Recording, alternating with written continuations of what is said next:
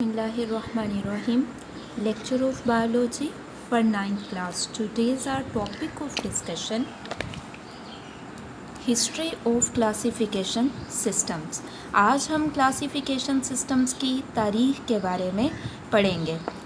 हमने ये बात की थी कि क्लासिफिकेशन हम किसको कहते हैं, ग्रुप बनाने को हम क्लासिफिकेशन का नाम देते हैं. और किसकी क्लासिफिकेशन करते हैं, ऑर्गेनिज़म्स की. ठीक है, ऑर्गेनिज़म एक जनरल टर्म है. ऑर्गेनिज़म में प्लांट्स भी आ सकते हैं, एनिमल्स भी आ सकते हैं, इंसेक्ट्स भी आ सकते हैं. ऑर्गेनिज़म्स में हम ये जो हैं प्लांट्स, एनिमल और इंसेक्ट्स की बात करते हैं. क्लासिफिकेशन का मतलब है ग्रुप बनाना. तो जानदारों की क्लासिफिकेशन की अगर बात करें तो उसका सबसे पहला सिस्टम एक यूनानी फ़िलासफ़र अरस्तू ने दिया था. उसने क्या किया था कि उस वक़्त तक मालूम जितने भी जानदार थे उनकी दो ग्रुप्स में ग्रोबंदी की थी.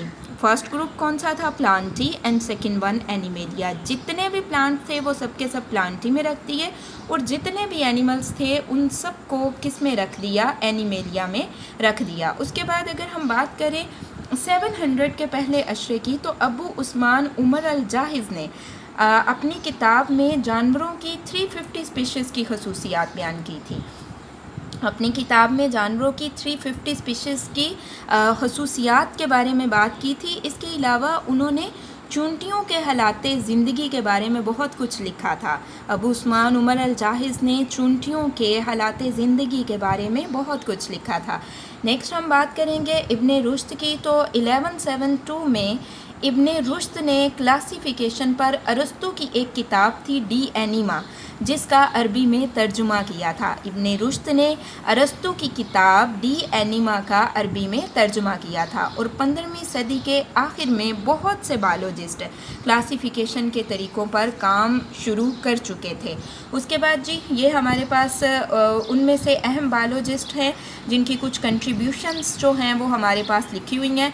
इसमें सबसे पहले हमारे पास है एंड्रिया सीसल पिनो.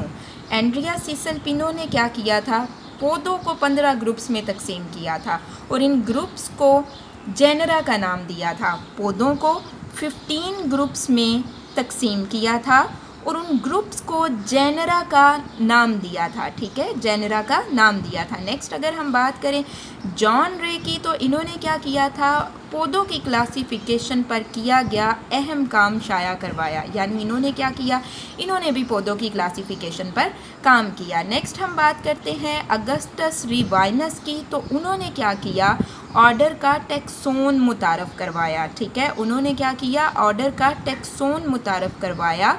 और उसके बाद हमारे पास हैं टॉर्नीफोर्ड. टॉर्नीफोर्ड जो हैं इन्होंने क्या किया, इन्होंने क्लास और स्पीशीज़ के टैक्सा मुतारफ़ करवाए. ठीक है, अगस्टस रिवाइनस ने ऑर्डर का टेक्सोन मुतारफ़ करवाया था और टॉर्नीफोर्ड ने क्या किया था, उन्होंने क्लास और स्पीशीज़ के टैक्सा जो हैं वो मुतारफ़ करवाए थे.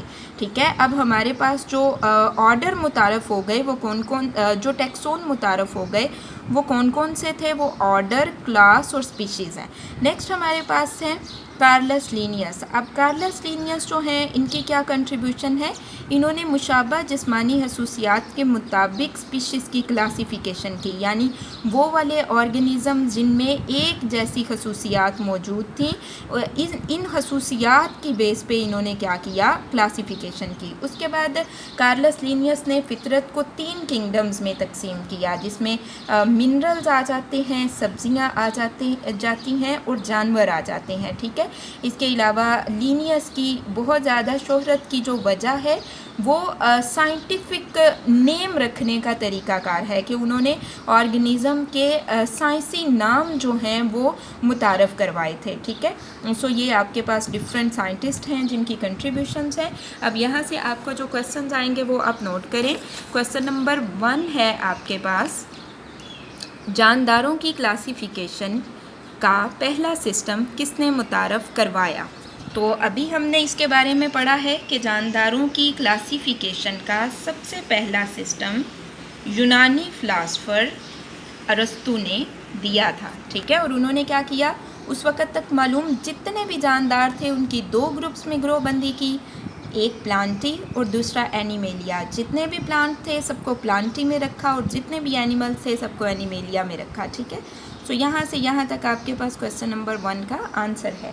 نیکسٹ آپ کے پاس ہے کویسچن نمبر 2. کس سائنسدان نے فطرت کو 3 کنگڈمز میں تقسیم کیا؟ تو یہ ابھی ہم نے دیکھا ہے کارلس لینیس نے فطرت کو 3 کنگڈم میں تقسیم کیا، اور وہ 3 کنگڈمز کون کون سے تھے؟ منرلز، سبزیاں اور جانور تھے. اور کارلس لینیس کی زیادہ شہرت کی وجہ جو چیز بنی وہ ان کے سائنٹیفک نیم تھے جو انہوں نے اسپیشیز کے لیے متعارف کروائے تھے. سو یہاں سے یہاں تک آپ کے پاس کویسچن نمبر 2 کا آنسر ہے. اور یہ جو ہے یہ آپ کے پاس ایم سی کیوز کے پوائنٹ آف ویو سے بہت امپورٹنٹ ہے. سو اس کو ضرور لرن کر لیجئے گا.